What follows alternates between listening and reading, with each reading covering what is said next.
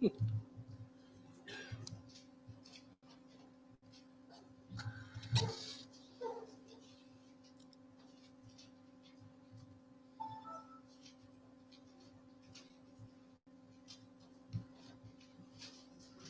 we go. Lately, I have considered the idea and the possibility of loneliness.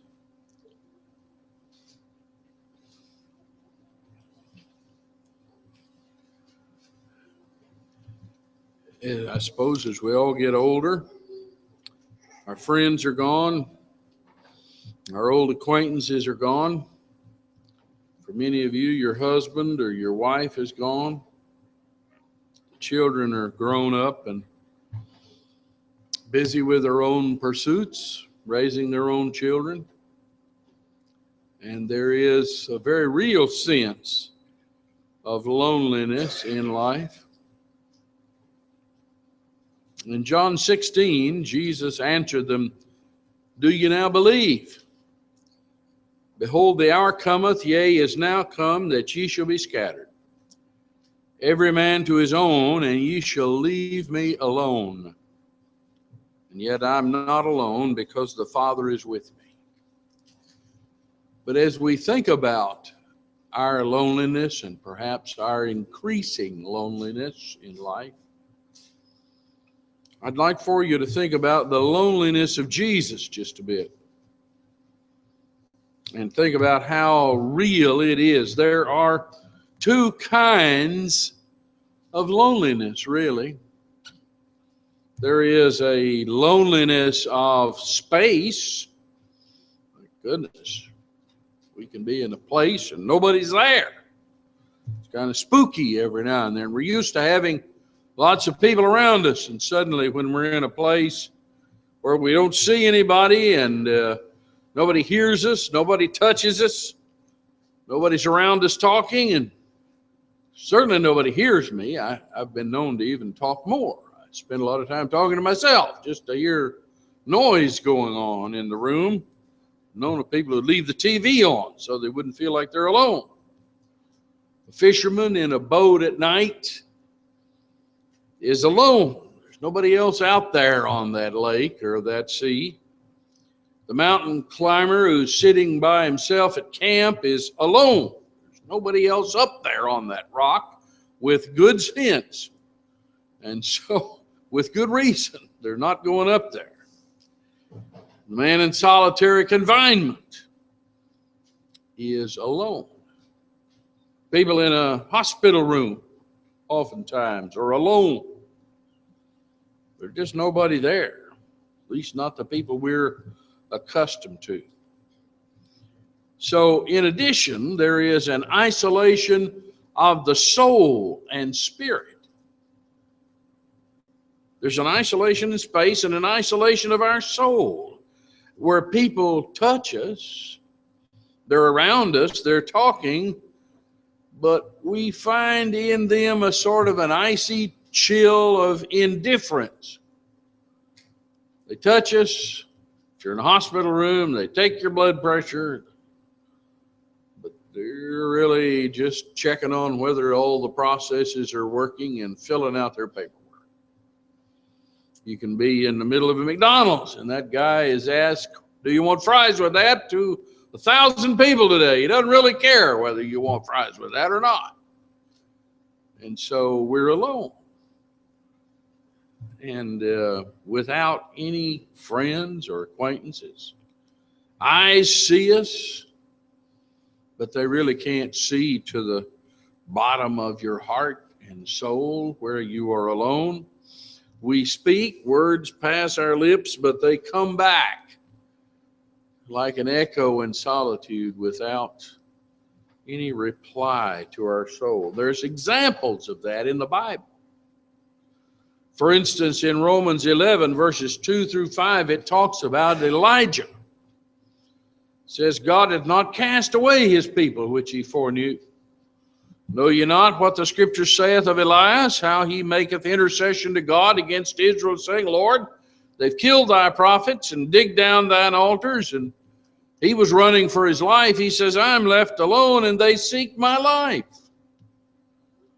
But what saith the answer of God unto him? I reserved to myself 7,000. You're not alone, he says. 7,000 men who have not bowed the knee to the image of Baal.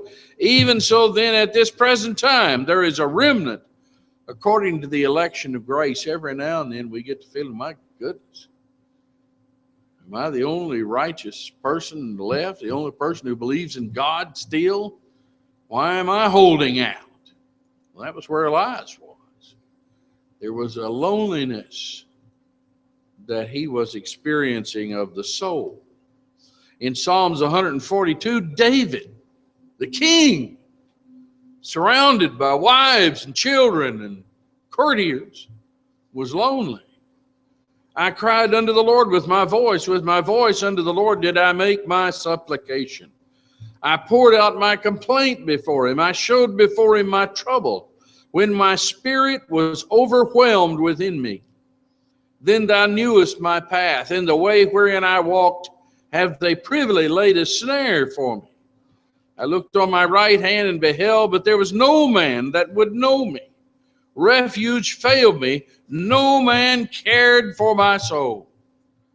I cried unto thee, O Lord. I said, thou art my refuge and my portion in the land of the living. David said, I'm not alone. You're with me. But sometimes there is a tremendous and a profound loneliness of spirit and soul, even in the midst of a crowd of people. And David knew about it. Nehemiah, in the 2nd chapter of Nehemiah, I rose in the night, I and some few men with me. Neither told I any man what my God had put in my heart to do at Jerusalem. Neither was there any beast with me, save the beast that I rode upon. And I went out by night by the gate of the valley, even before the dragon wall, and to the dung port, and viewed the walls of Jerusalem, which were broken down, and the gates thereof were consumed with fire. I went to the gate of the fountain and to the king's pool, but there was no place for the beast that was under me to pass. Then went I up in the night by the brook and viewed the wall, and turned back and entered by the gate of the valley, and so returned.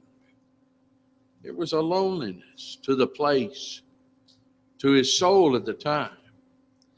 But all of these people and you have not seen the loneliness that was true of Jesus. In John 16, verse 25, these things have I spoken unto you in Proverbs, but the time cometh when I shall no more speak unto you in Proverbs, but I will show you plainly of the Father.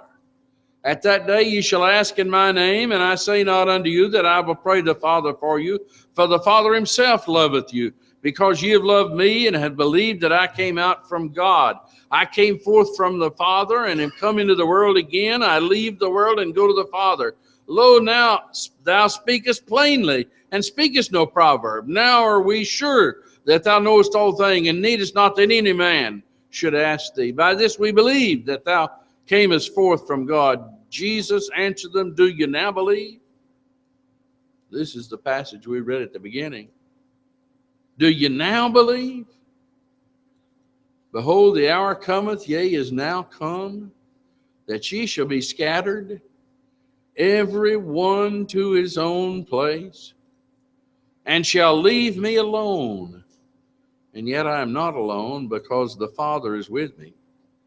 These things I have spoken unto you, that in me you might have peace. In the world you shall have tribulation, but be of good cheer, I have overcome the world. Consider how truly alone Jesus was in the midst of popularity. He knew every one of these men was going to desert him. Every one of them. Even among his own family, he was alone. His parents didn't understand what he was doing.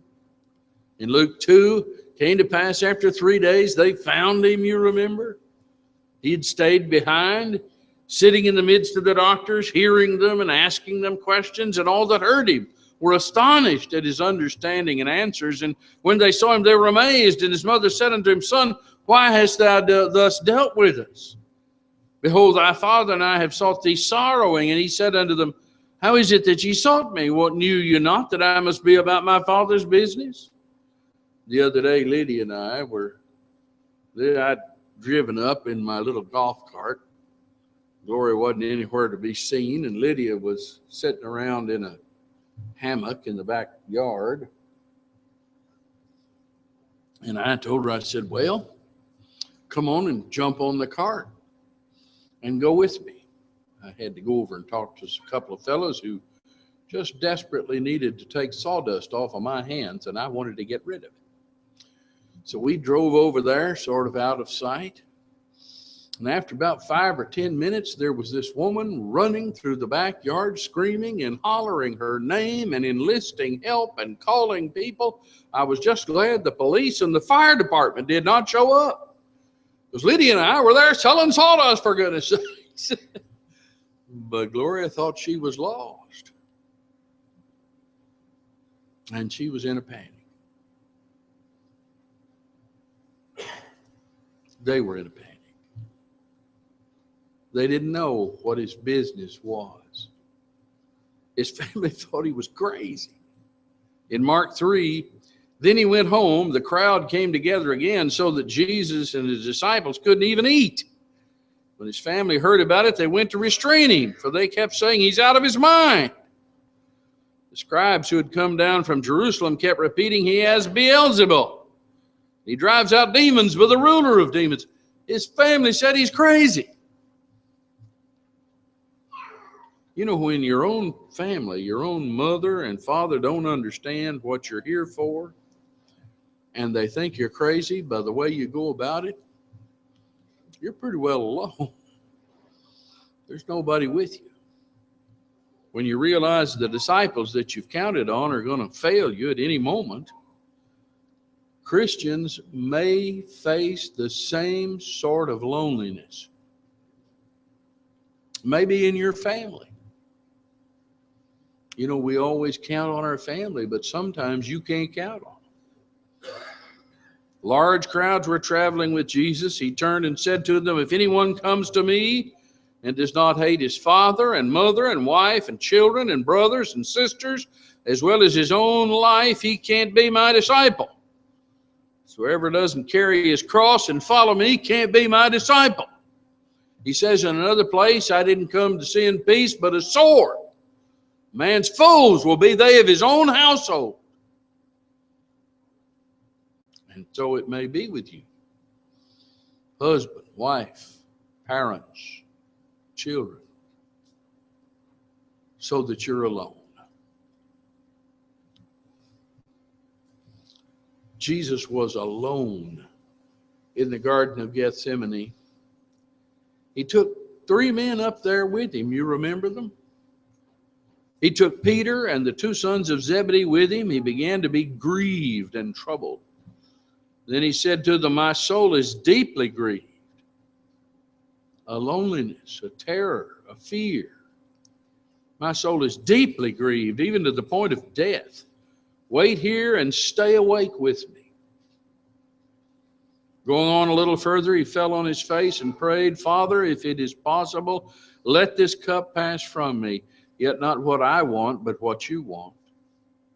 When he went back to the disciples, he found them asleep. He said to Peter, you men couldn't stay awake with me for 1 hour? Could you? All of you must stay awake and pray that you won't come into temptation. The spirit is indeed willing, but the flesh is weak. He went away a second time and prayed, my Father, if this cannot go away unless I drink it, let your will be done. You know, I've always thought, I think a lot of people have always thought that spirit is willing, the flesh is weak, that he was talking about the disciples. You sure he was? Maybe he was talking about himself. I need you to stay awake and help. He was terrified. Again, he came back and found them asleep, for their eyes were very heavy. After leaving them again, he went away and prayed again for the third time, saying the same thing. Then he came back to the disciples and said to them, you might as well keep on sleeping and resting. Look, the time is near for the Son of Man to be betrayed into the hands of sinners. Get up, let's go. See, the one who is betraying me is near. His three best friends couldn't stay awake and comfort him for an hour. In Isaiah 53, he hath no form or comeliness, and when we see him, there is no beauty that we should desire him. He was despised and rejected of man, a man of sorrows and acquainted with grief, and as one from whom men hide their faces.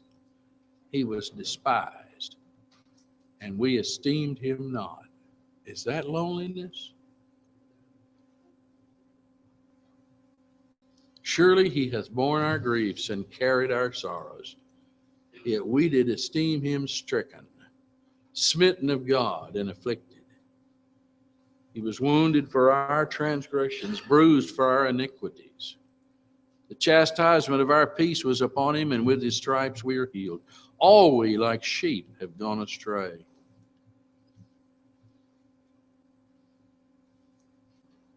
Look at verse 11. He shall see of the travail of his soul, and shall be satisfied. By the knowledge of himself shall my righteous servant justify many, and he shall bear their iniquities. The travail of his soul. You haven't experienced a loneliness like the Lord did. Jesus was alone in the Garden of Gethsemane. He prayed 3 times, and after 3 times he found his disciples sleeping. Luke 22 says he found them sleeping for sorrow. So terrified. We sing a song. Who's my son? Nathaniel, if you'd like to lead this tonight, it'd be a good.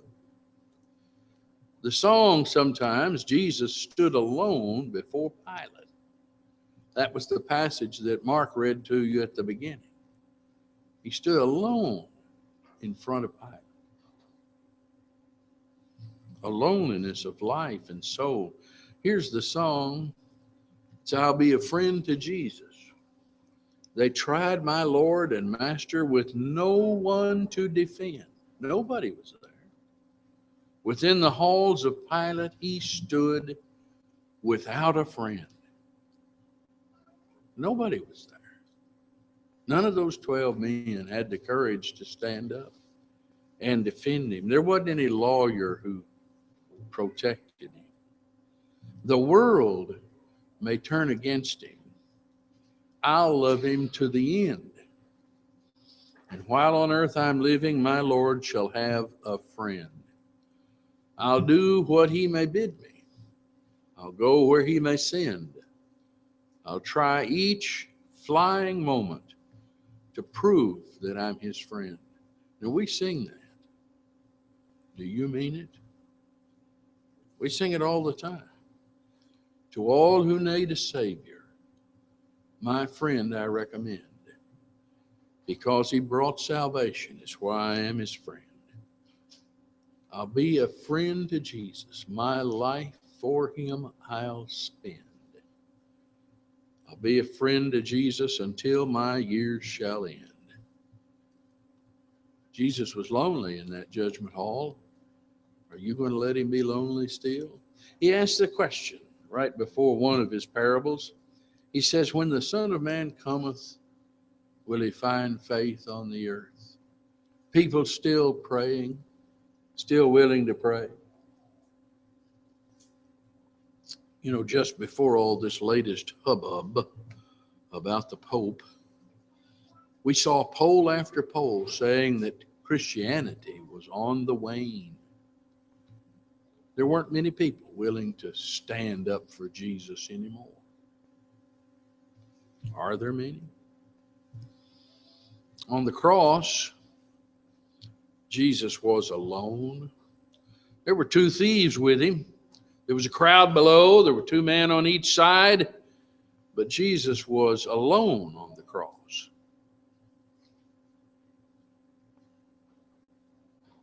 Look at verse 44 of Matthew 27. The thieves also, which were crucified with him, cast the same in his teeth.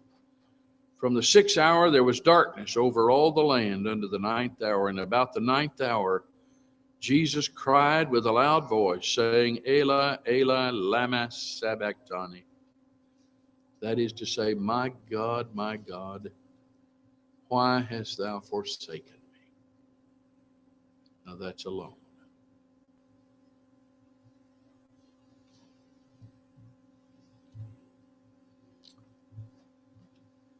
Jesus had often been alone, but the Father had always been with him. But now, even the Father left him so he could die.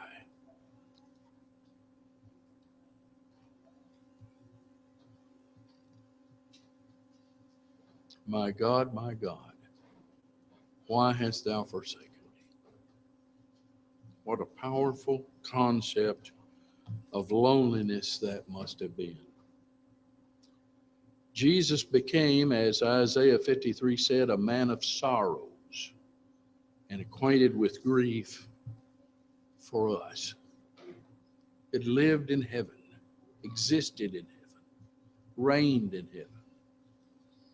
But when he was here on this earth, he became a man of sorrows. And he experienced loneliness so that you and I would never be alone. You don't have to be alone. In Hebrews 13, be ye free from the love of money, content with such things as ye have. For himself has said, I will in no wise fail thee, neither will I in any wise forsake thee. So that with good courage we say, the Lord is my helper. I will not fear what man shall do unto me. Wherefore Jesus also, that he might sanctify the people through his own blood, suffered without the gate. Let us therefore go forth unto him without the camp, bearing his reproach. For we have not here an abiding city, but we seek after the city which is to come. You don't have to be alone. He was alone for you. You don't have to be now. If you're here tonight and not a Christian, and realize that you're on your own unless you're in him. There is no friend who can help you. There is no one who can save you. There is no future that you have outside of Christ. But he stands ready to be your friend. Would you come while we stand and sing?